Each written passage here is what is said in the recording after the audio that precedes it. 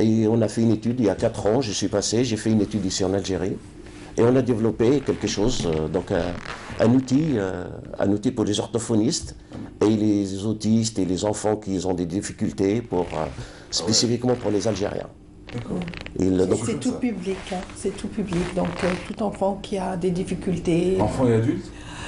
Adultes, non, parce que c'est de 3 à 12 ans. 16 ans, c'est parce que c'est des activités, il y a 35 jeux où il peut apprendre tout en s'amusant. Magnifique. Ouais.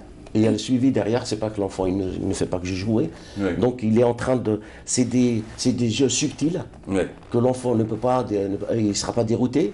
Ouais. Et derrière, donc le spécialiste, il peut venir, derrière, il y a des analyses.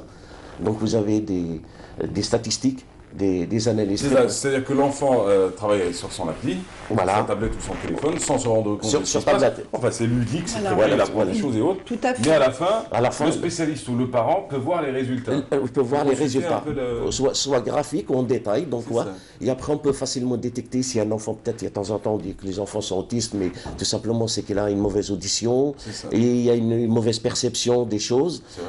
Oui, donc là, le spécialiste, il peut décider, il peut voir. Donc avec ça, il peut aussi dire aux parents, vous pouvez le jeu, donc ces jeux ils sont sur Internet. Ouais. Donc le parent, le spécialiste plutôt, il peut dire aux parents que donnez ce jeu à votre enfant, et il peut revenir et voir les résultats. Et d'autres, il y a quelque chose aussi spécialement pour les orthophonistes, parce que le site, il est divisé en deux. Donc il y a la partie grand public où il y a les jeux de mémoire, les jeux de logique, les jeux d'éveil, les mots. Donc tout ce qu'il faut. La logique aussi. Et le spécialiste, il a quelque chose aussi, il peut créer ses activités. Il peut créer des activités sur papier. Donc le système lui génère des activités. Au lieu d'aller, parce qu'on voit souvent, les spécialistes, ils vont acheter des outils, et souvent on trouve qu'ils utilisent 40%, 30% de ces outils. Pourquoi? Parce qu'il y a une partie en anglais, une partie... Elle n'est pas adaptée à l'environnement à l'enfant algérien. Alors, votre entreprise, vous l'avez appelé Super Hook pour l'hameçon? C'est un petit pingouin. Ah, vous êtes plutôt dans le pingouin. D'accord. Un petit pingouin, oui. H-O-O. Voilà. Ouais. C'est bien, c'est joli le pingouin. Oui, c'est un petit peu pour ça. C'est un peu Linux, quoi. Voilà, c'est ça. C'est intelligent, vous. Hein.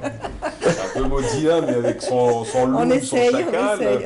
C'est très bien. Moi, je suis content de voir des gens qui réussissent et qui, en plus, et ça c'est important, c'est pas au moment du déclin de l'autre côté de la Méditerranée qui viennent nous revendre et nous fourguer ce qui est leur reste, mais c'est plutôt quand ça va tout bien et que ça aurait pu continuer au mieux de l'autre côté de la Méditerranée, qui se décident à venir en Algérie, d'apporter quelque chose.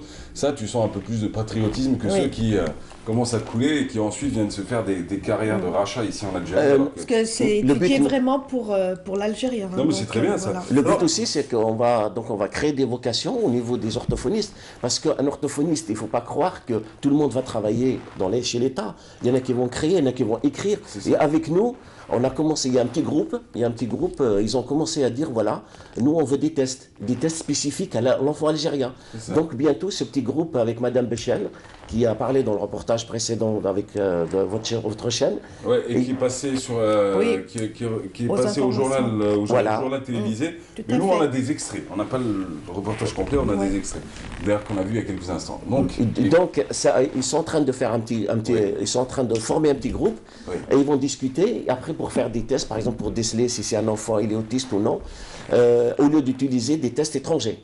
Et nous, notre but aussi, c'est un de ces jours, donc la société va grandir et on va engager des ingénieurs algériens.